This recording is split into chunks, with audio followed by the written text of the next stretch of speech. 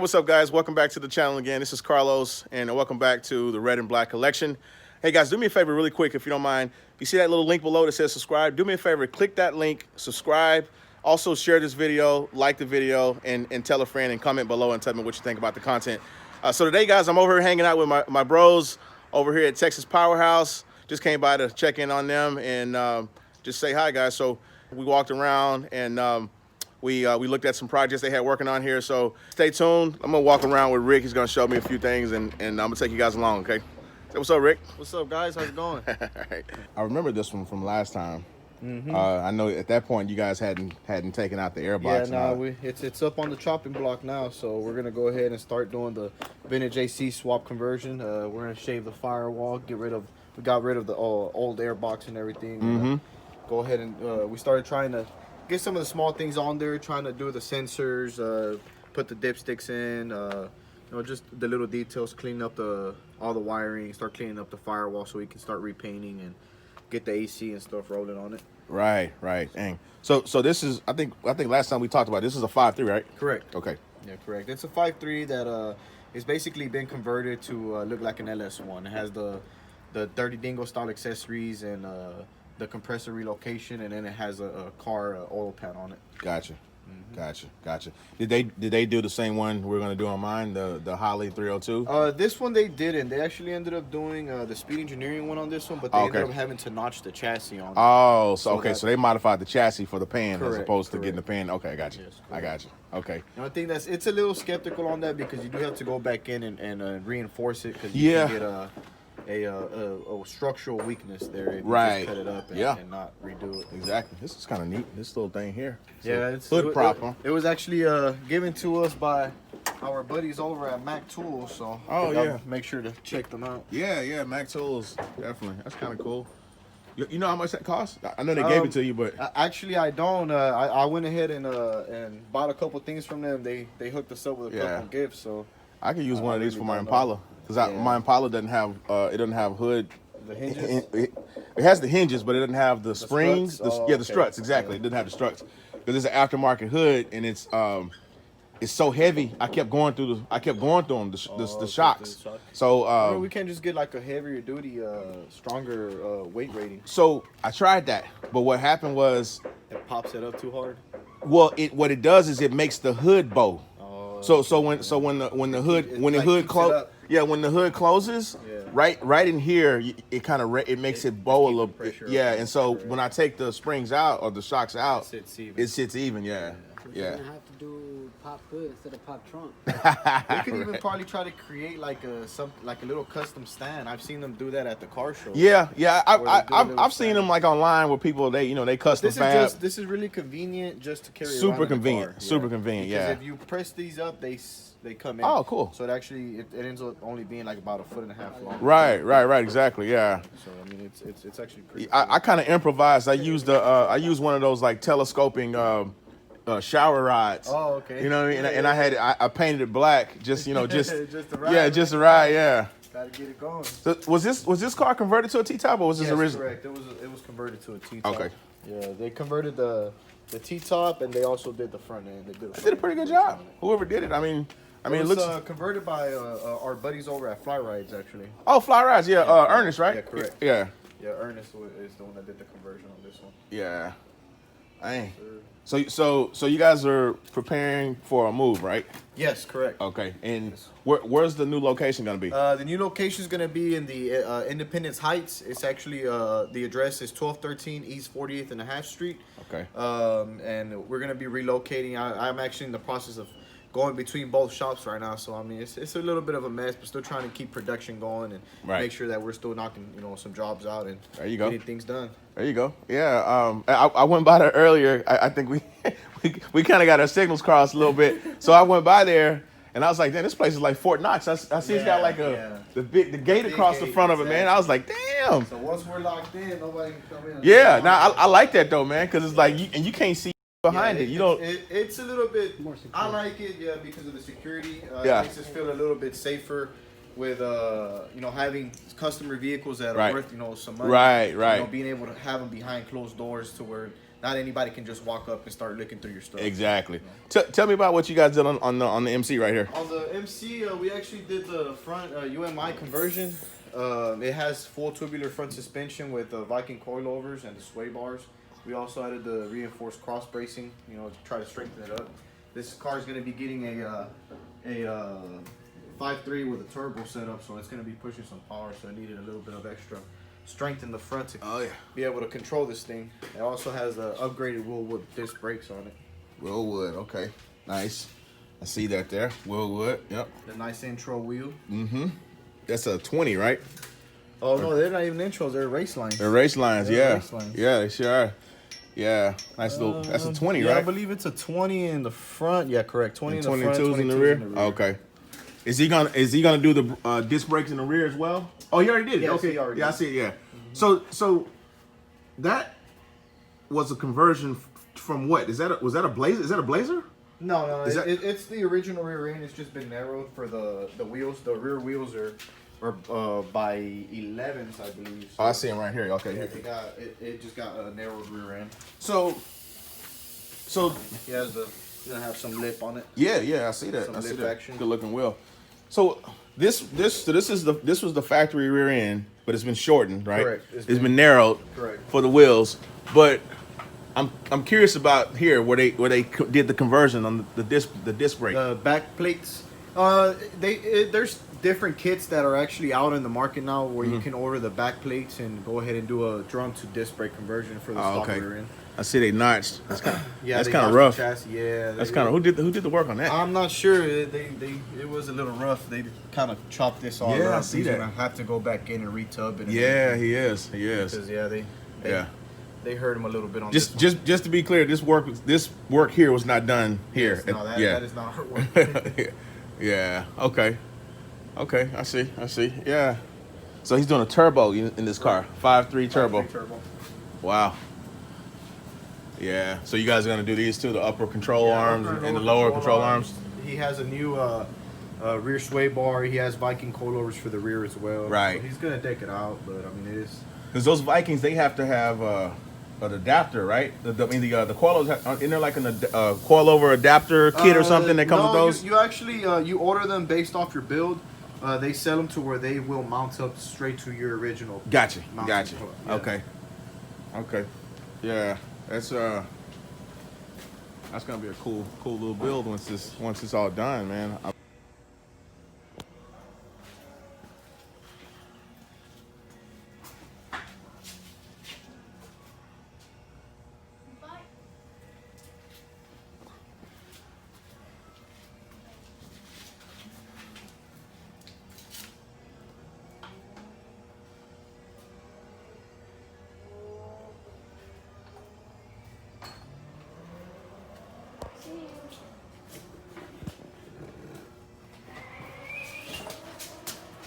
That sounds good, whatever it is. V6s. Here. I'm so used to that V8 sound, man. I'm so used to just. It's different. It's the aggressiveness of a V8. Yeah, no, definitely.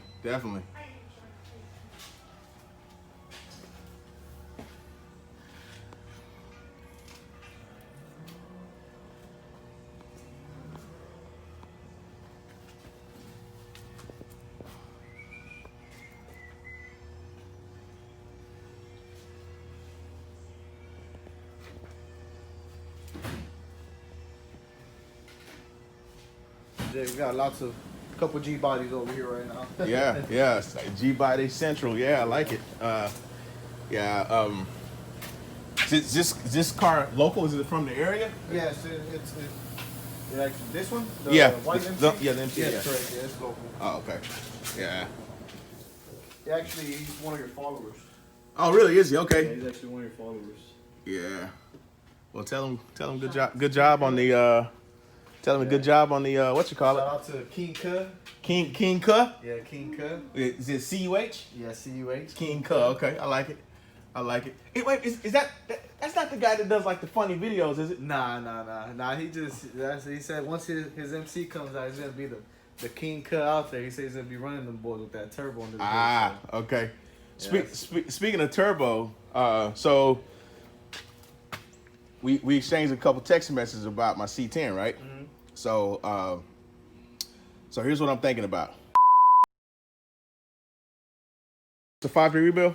Yeah, it's a 5.3 rebuild, but we got a little, we personalized it a little bit. It's a Gen 3 block, but I went ahead and did the Gen 4 flat top pistons. Okay. And we also upgraded the heads and did a 243 head on it. That way it'll flow a little bit more. It'll be a bit stronger. So with the flat top would give you... It races the compression. More compression. More Correct, compression. Okay. more compression. So a cupped... A cup, correct. Would give you less. Okay, correct. Gotcha. Yes. Gotcha. Okay. Because it basically creates more volume within your combustion chamber. Right. But a lower compression engine is friendlier for nitrous and boost. Nitrous and boost. Okay, gotcha. Yes. Okay. Cool. Yes. What's this going in? The 05 Tahoe. Okay. He wants to have a little, a bit of a, I guess, sleeper grocery getter. Right. We went ahead and put a cab in it and everything as well, so it should be nice. Headers. He's gonna do a 3200 stall in it. Okay. So I mean, it should it's gonna run real peppy for it being a 5.3. Right. With the flat top piston. Now this little etching on here, what does that mean exactly? It's just a original part number. Ah, okay. It's just a part number. That's all it is. The stamping. And then your hole here is the dot. It's forward facing. That's the way your piston should be. That's how you know that it's kind of a guide to tell you. Okay. Yeah, it should be facing towards the front. Correct. Okay. Cool. Now, did you guys?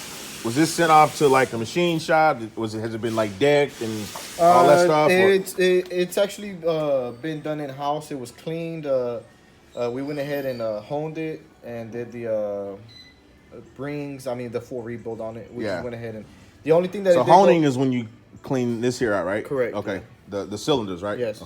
Okay. Correct. The cylinder walls. Yeah, the cylinder walls. It gives you a good basically seat for your new piston rings. It gives you your cross hatching and everything. It makes everything real clean. That way, whenever your rings expand, everything sets properly. What's so important about the cross hatching? It just gives your rings and it lets you monitor the wear on it. Okay. But this cross hatching, it's good to always. So you want that there? Yes, correct. And those are those little like kind of like scuffs. Yes, you see them that they go left and right. Right. They look kind of like swirls in the paint job. Correct. That's when you clean out your cylinder walls and everything. And I mean, it just when you have a clean cross hatching, because sometimes when your piston rings are bad, you'll see that it'll be scarred up. You don't want it to be scarred up. You want to just have clean cross hatching everywhere. Gotcha. Sweet. So you got all this has to be moved over to the other shop? Yeah, don't remind me. Oh my goodness. Yeah. You guys got help? Actually, right now it's just been us two and a buddy of ours. He's came here and there, to help us out. So I mean, right now it's just been, I said, kind of going at it while we work, and we still want to try to keep customers' deadlines, on time. Yeah. So it's been a bit hectic, but I mean, we're gonna be able to work through. If I may ask you, what's your deadline to have everything moved? I got to be out by the end of the month. End of the month, okay. Yeah, I got you. Yeah. So we still got about a week and some change left. Well, I got a truck, man. So I mean, for what it's worth, if you need me to like slap a few things in the back of the truck and take a trip over there to the spot, man, let me know. I'm off on weekends, so. Definitely, I greatly appreciate the offer. Yeah, I mean it ain't but a 4.8, so I ain't gonna be able to pull like all right. like 10 engines in it, but it'll do some work though. Yeah. That's what they're made for. That's the beauty of an LS. Right, exactly, man. The beauty of an LS. Hey. You wanna check out the rig? Yeah. Let's go check it out.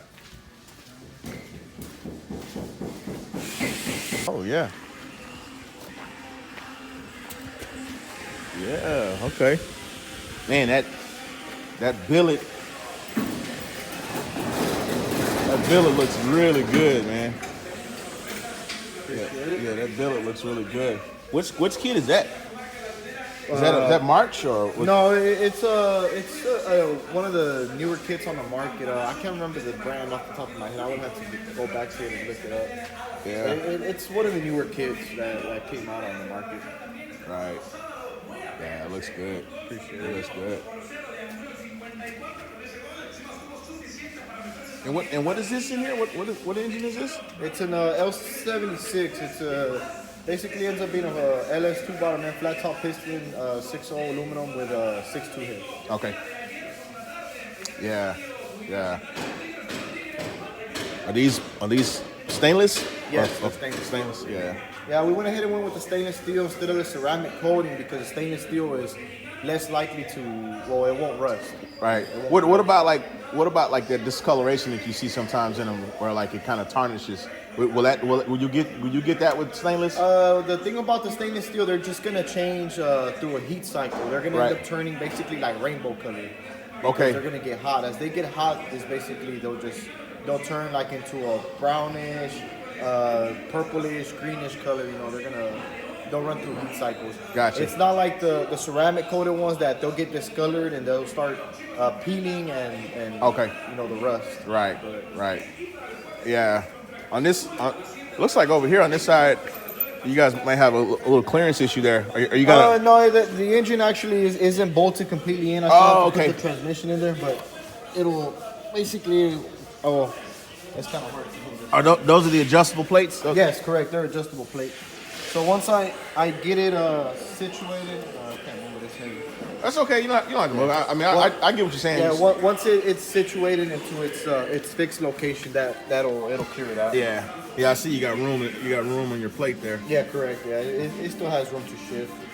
Yeah. And then once the transmission set in there, the transmission will help also to guide it to make sure that it's So these valve covers are made to make it look like it's a correct older model. Correct. Engine. This is in case y'all don't remember, this is the older engine that we were working on before it was painted. Right. It had the old valve covers and stuff on it. Mm-hmm. I went ahead and got everything new now. I did all my test fitting, got it painted, and going together with it. Yeah, that's cool, man. We're doing the whole interior on the vehicle. And, it's gonna be a full restoration. Yeah, exactly.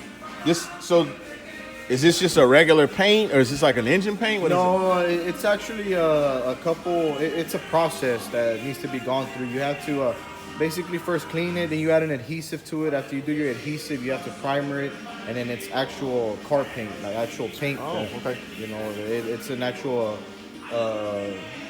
basically base, your paint, and your clear. Gotcha. Sweet. Yeah, man. I see the two-tone's still here. Yeah, the two-tone's still there. He's waiting on a couple parts. I think the last thing he's missing is gonna be his torque converter. Okay. If I'm not mistaken, yeah, he's getting a torque converter for it.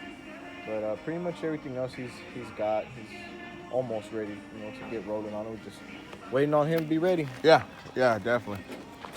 I promise I won't be that guy. I'm gonna get all my stuff and then be like, okay, ready to go. You come in and bang. Yeah. Ready to go. Little Mustang. Is Yeah, it like a 666? Yeah, they're gonna be doing the 5.0 swap on it. Oh, nice. Yeah, so they did the front cross. So the Coyote, right? Correct. Yeah. That's gonna be nice. Yeah, they did the front cross member on it and stuff. They're gonna do the. What's up, stranger? What's up, killer? You doing all right? Good to see you, bro. Where you been, man?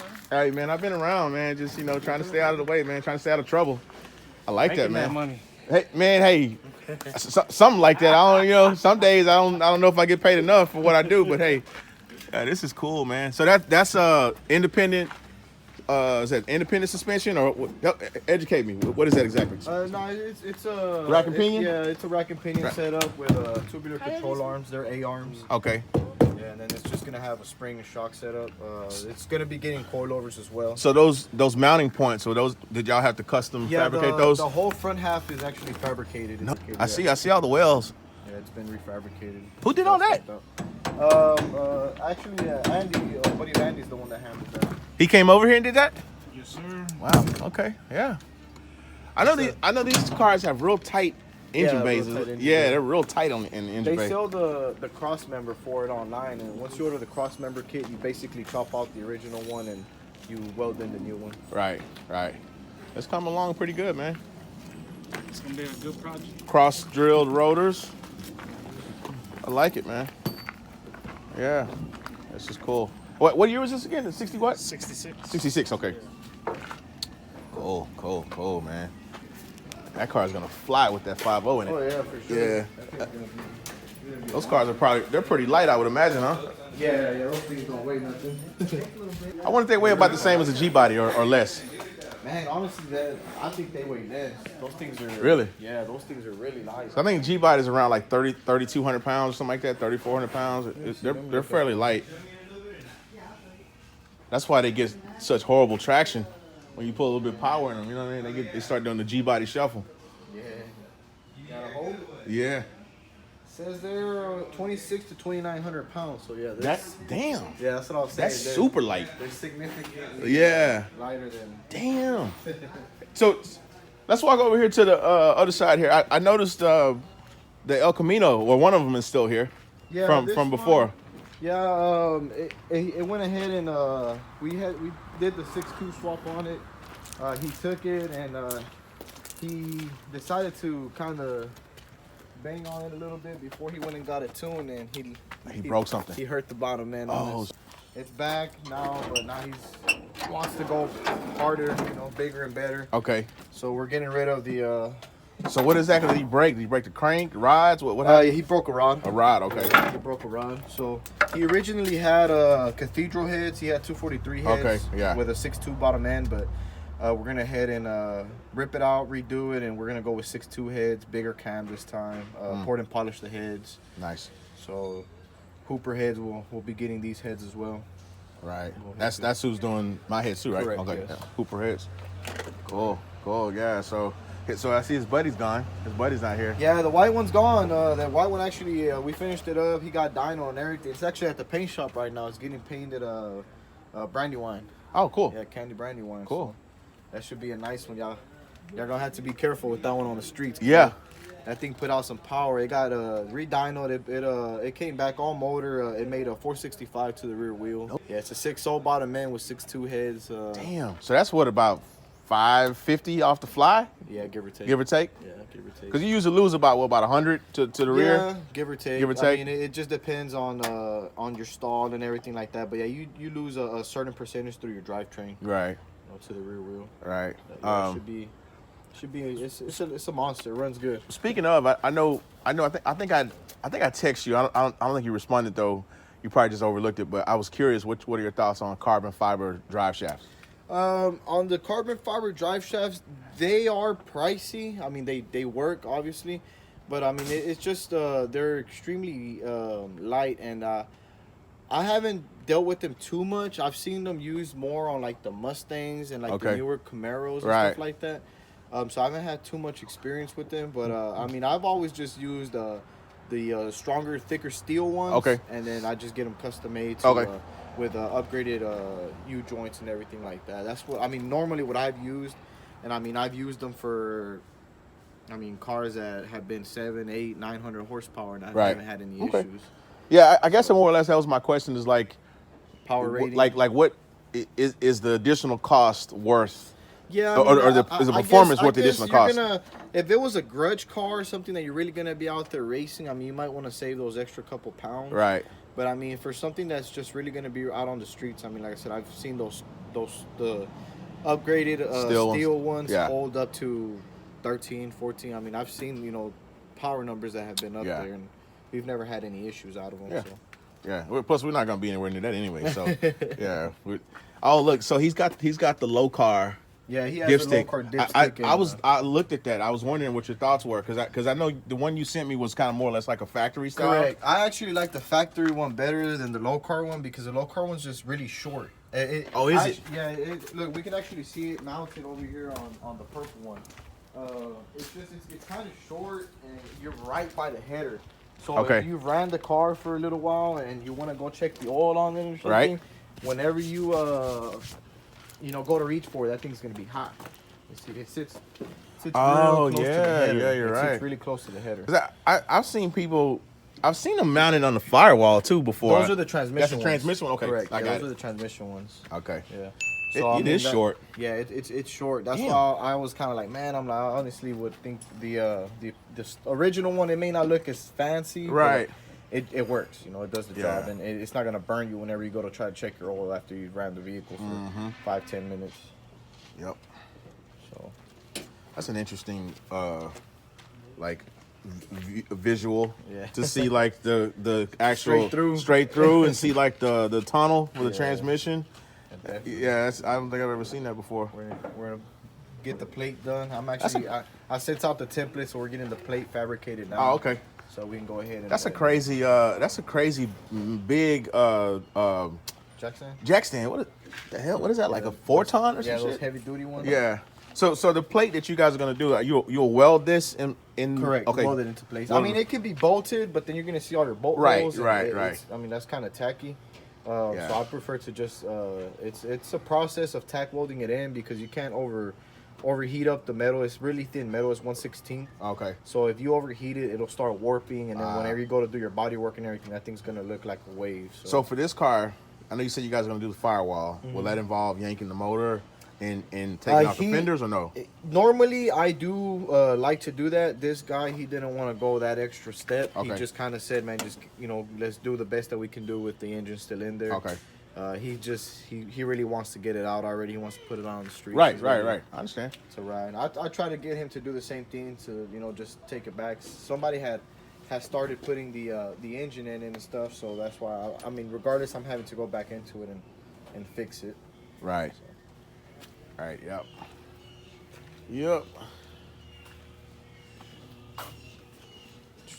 Get the belt. So I guess I'm assuming he's going swingers. Yeah, for sure. He So mentioned 15s by 15s. Okay. So this will be a He's slab. He's gonna be poking. Yep. He's gonna be poking. He's gonna be. Say he got that coating purple. So. Oh yeah, that's what you mentioned. Like you said last time. That coating purple. So this car had a top on it. Sound obviously right. It looks like. It's correct. Yeah, I had a top on it. This looks kind of rough though. Yeah, they didn't. I don't think they completed the bodywork. Yeah. So I'm not too sure what they plan on doing. That's the only bad thing about those cars, the tops, man. When you take the top off of them, man, yeah, it's rough. It's rough, man. It is rough. Nobody takes the time to finish under there. Yeah. That's the little part. Yep. So your new place, is it? You think you're gonna have just as much space, or a little bit less, or more? The new place is actually more space inside. It's more space inside. It's more space inside.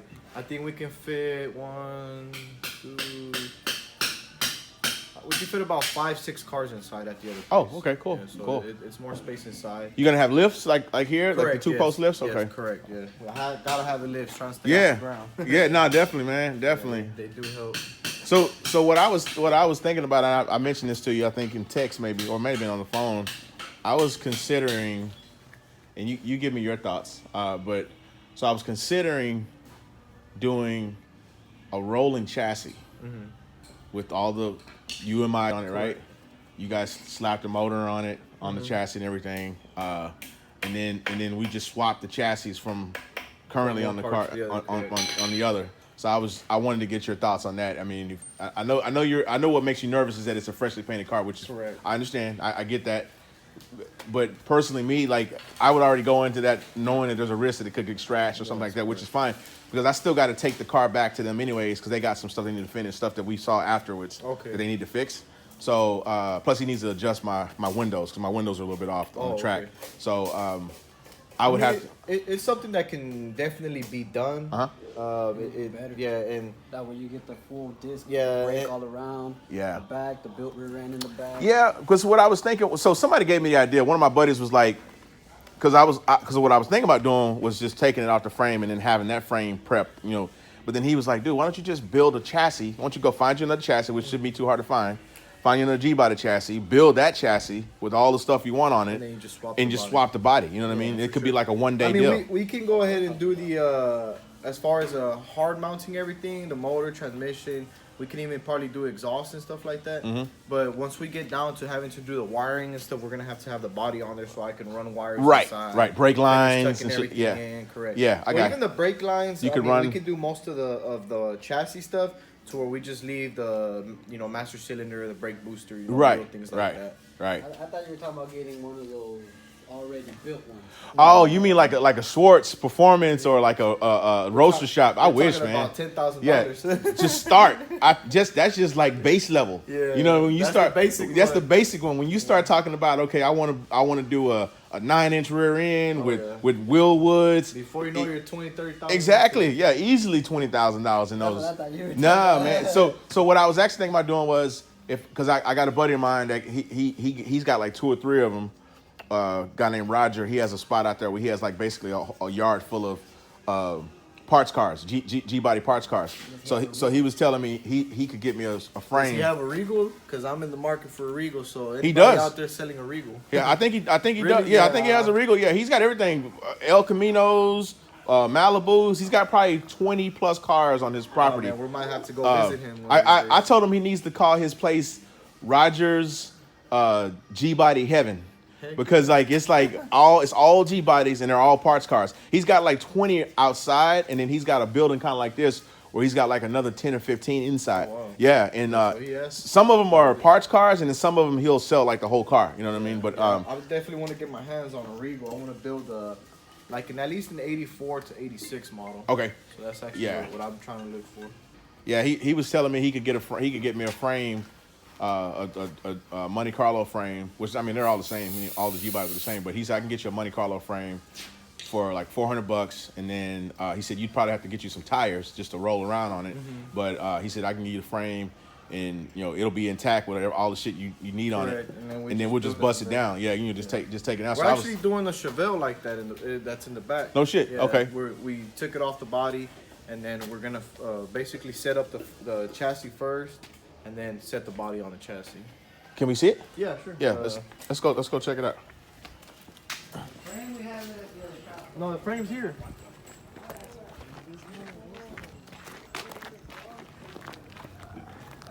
Yeah, I need to come over here and get some of these C10s from Andy. You calling them all up? Yeah, you got all the C10s over here. I remember those days when life was that simple. You know what I mean? Just kind of. No worries, no cares, just kind of hanging out. So busy for Yep. the day.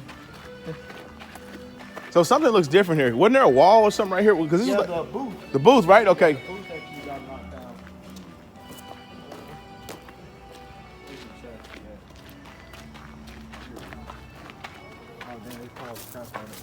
down. Okay. I see it though. Yeah. I mean, basically, this is basically gonna be the same thing as we. So where's the body? The body's over there. Okay, so that's a good old A body chassis. You know the A body chassis and the G body chassis look. They're quite. They similar. look similar. Yeah, they're quite similar. They look similar. I noticed that. Yeah, they're quite similar. So we have control arms, all the new control arms, coilovers for it, everything like that. The only reason we hadn't started it was they were supposed to set the body on it first, so they can, because they're doing all new panels on the body, the roof and everything like that. So they wanted the chassis, that way they can go ahead and kind of measure, make sure that everything's squared off. Right. And then we're gonna go from there. Are y'all swapping the Razor too? Right. Put a 4.8 in it. Yeah, we're gonna do the Kubota next too. Where's the body at over This here? is the body over here. Oh, okay, cool. So they're doing all the new panels. So is that that's a 70? Okay. Here goes the grill. Yep. This is okay. Yeah. So you see we're doing the quarter panels, new roof. Oh, okay. So this is all new metal. Yes, correct. It's all Okay. new metal. So this must have been rough. Yes, they did the back covers. They did the boards. I think Floor pans, floorboard. They've Yeah. done the floorboards. Yeah. This car must have been real rough if they're taking the whole quarter out. Well, they did all the both quarters, floorboard, roof. I mean, basically this thing's gonna be new when it's done. Wow. Yeah, I saw I see online a company called Dynacorn, Dynacorn or Dynacraft, one of the two. They sell this whole body. Correct. Doors, hood, doors, trunk, and like the whole metal body. All the skins for like 13, Yeah. like all one solid piece. Oh, nice. So what I was thinking about doing was, one my dream build is a 69 Camaro. Oh yeah. Okay, but we all know how pricey 69 Camaros can be, even in this shape. You know, Yeah, for And you know, something like this in a '69 Camaro probably still cost you 10 grand. Yeah. You know what I mean? It's just stupid. You know what I mean? What they ask for them. But the thing is like when you spend 10 grand, or let's say you find one that's in decent condition, running and everything, a complete car, that's probably 30 grand easily, right? But the problem is when you start taking them apart, you find all kinds of rust in them. You know what I'm saying? Because I don't care. You gotta go right back. You got to go right back into them, right? I don't care how well you've kept the car. A car that old is always going to have some kind of rust somewhere. So I was thinking, like, why not just skip all that shit, buy a brand new body, right? That way I know for sure it's all new metal, and just mount it to a chassis. Find me an interior. You would still have to have yourself I guess a donor card. See so that's the part I don't know about. And what I was going to do is I was going to call them, because I know I'm not the first person that thought about it. Yeah. I was going to call them and see what they do in situations like that. They may just assign a VIN number to it for like another kind of car or something. But I was thinking like I could probably do it on a budget build. I could probably build that car like that, exactly how I want it, all new metal, for probably less than what it would cost me to buy one, like, you know, that's in running condition. I mean, the nice thing about that is that at that point you would have some equity. Yeah, exactly. So, Exactly, yeah. Because I priced it, I was like, okay, the body is like 13. Then there's a front clip kit you can buy that has the hood, the fenders, the front core support, like the grill, all that shit for like 1,100. And then like if I wanted to reach a little bit, I could do like a roaster shop chassis, which is 11,000, right? That's kind of like a basic one, like 11,000. You know what I'm saying? So that's 20, 23, 24. So that's 24,000. Then from that point, I kind of got a kind of a car. Yeah, you kind of completed. Yeah, and then I need interior, engine and trans, and you know other miscellaneous stuff. Probably another 15, 20. Exactly, about another 15, 20. That's what I was thinking. You'd have a $100,000 car. And it's a brand new car because we built at that point. We built it. Everything's Everything's new, fabricated. Exactly. Everything's new. So that'd be nice. but that's like, you know, that's like 2, 3, 4, 5 years down the line. I'm not doing that anytime soon. That's like I said. The way you're going, you might hit some licks. Well, you know what? If this YouTube thing pops off, like I hope it will, you never know, man. Excuse me, man. If the YouTube thing pops off, I might be able to afford something like that sooner than I think. Yeah. Can't ever underestimate yourself. Yeah, exactly, right? I'm definitely not gonna put any limitations on it. So I'm a will it into existence. We actually got another 96 Impala SS coming this Friday. Really? Texarkana. What are they doing to it? We're gonna be doing an LS3 swap on it. Okay. Yeah, we're gonna be doing LS3, so it's gonna be a full Camaro pullout with a 6L80 transmission and everything. Nice. But it's an original car with I think it has somewhere in the ballpark of like 60,000 original miles. Okay. So it's gonna be a really clean car that should be a nice. So this car has a swap there. Cadillac front end, right? Correct. Yeah. Okay. Yeah, it's a real slab. Yeah, real slab. Yeah. Man, that, you know what? I tell you, man, like that takes some skill. Yeah, some craftsmanship. I honestly feel like they don't get the credit that they're due. Yeah. You know, the slab culture. I don't think they get the credit that they're due. When you look at what they do to these cars to make them look like they look. Especially if you really pay attention to it and you see that the car follows the body line. Yeah, exactly. That's what I'm looking at right here. Yeah, like the body line follows it all the way through. Get lost, right. And I mean, you would think all this stuff came on this car from the factory. You know what I mean? Everything's been fabricated. Yeah. Everything's been fabricated. That's crazy, man. I mean, it's like a subset of the car culture that I feel like they don't really get as much credit as they should. You know what I mean? Because everybody thinks that it's just being slapped together, but yeah, when you're really building one of these things and you're really behind the scenes and you see everything that it takes to put something like this together, it makes you appreciate it. Absolutely. I do appreciate it. It's not necessarily my particular preference or taste, but I respect and I appreciate the build. You know what I mean? So yeah, that's what's up, man.